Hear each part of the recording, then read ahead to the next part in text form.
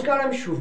আপনারা দেখছেন জিটিভি, দ্রুত হচ্ছে সবার সাথে। বিলাসবহুল বাড়ি দেখুন, প্রথম কথা বলি, আমাদের টোটাল গ্রাম দমকল ব্লকে 9400 আমাদের টার্গেট ছিল। ওভারঅল বেনিফিশিয়ারি আমাদের আওয়াজ, স্যাংশন, পিডাব্লিউএল এবং আমাদের গ্রিভেন্স যে আছে, এই তিনটা মিলে আমাদের টোটাল টার্গেট ছিল।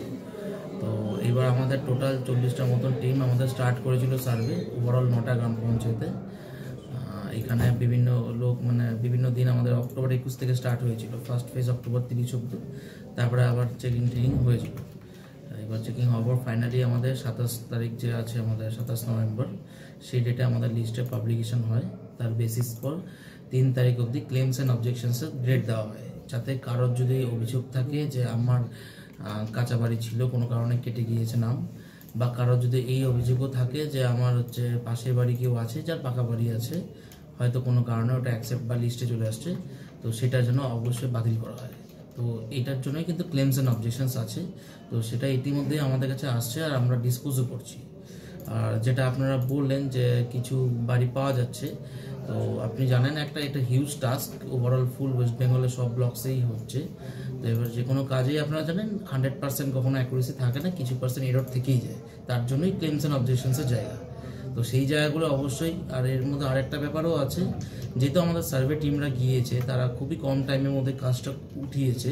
তো কিছু কিছু জায়গায় হয়তো মানুষদেরকে জিজ্ঞেস করা হয়েছে বাড়িগুলো চেনানোর জন্য, তো অনেক সময় আমাদেরকে মিসগাইডও করা হয়েছে। তো তারা নিজেদের অ্যাপ্লিকেশন অফ মাইন্ড দিয়ে যতটা পেরেছে, যারা চেষ্টা করেছে, কিছু কিছু অবশ্যই খুঁত থেকে যায়। তো সেগুলো রেকটিফিকেশন করার জন্যই আমরা ক্লেমস অ্যান্ড অবজেকশনসগুলো নিচ্ছি, তার বেসিসে আমরা ওগুলো রেকটিফিকেশন করে নিব। 2018 সালে সার্ভে হয়েছে, তখন কি 18 সালে আমার বাড়ি ছিল, কাঁচা বাড়ি ছিল। সেটা বক্সিপুরের সমস্ত বাসিন্দারা জানে যে আমার বাড়ি কাঁচা ছিল। আমার বাড়ি 18 সালে যখন সার্ভে তখন কাঁচা বাড়ি ছিল, এখন আমার পাকা বাড়ি আছে। যখন ইনকোয়ারিতে লোকে এসছে, আমি পরিষ্কার কথা বলেছি আমার এখন বাড়ির প্রয়োজন নাই।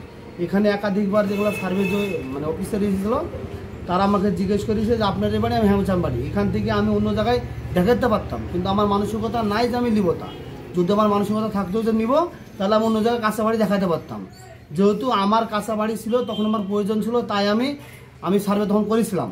এখন আমার প্রয়োজন নয়, সেটা আমার নাম লিস্টের ফাইনাল লিস্টের নাম নাই, সেটা আমি বলে দিয়েছি বা দেখে নিয়েছি। আমি নাই লাগবে না, আমি সেটা বলে দিয়েছি কথা। এক্ষেত্রে যখন সার্ভে হয়, তখন ব্লক অফিস থেকে বিভিন্ন টিমে ভাগ করে এলাকা বিশেষে সেই সার্ভে প্রক্রিয়া সম্পন্ন করে। ওই টিমের যে সদস্য, ব্লক অফিসের স্টাফ বা কর্মচারীরা যারা গিয়েছিলেন, এলাকা বিশেষে সেই এরিয়ার তৃণমূলের নেতারা প্রভাব খাটিয়ে কিছু কিছু নাম এরকম আবাসের অনুপযুক্ত হওয়া সত্ত্বেও সেই লিস্টের নাম থেকেছে। এই বিষয়ে আমরা বিডিও সাহেবের সঙ্গে যোগাযোগ করেছি, কথা বলেছি। উনি বিষয়টা দেখছেন, আমাদের আশ্বস্ত করেছেন। আমরাও দেখছি কতটা স্বচ্ছভাবে লিস্ট পাবলিশড হচ্ছে। যদি এরকম হয় যে সকল বেনিফিশিয়ারি পাওয়ার উপযুক্ত তারা ঘর পাক, আমরাও চাই, কিন্তু অনুপযুক্ত দোতলা বাড়ি, গাড়ি আছে, এরকম যদি বেনিফিশিয়ারি ঘর পায়, তাহলে আমরা তীব্র থেকে তীব্রতর আন্দোলনের নামব।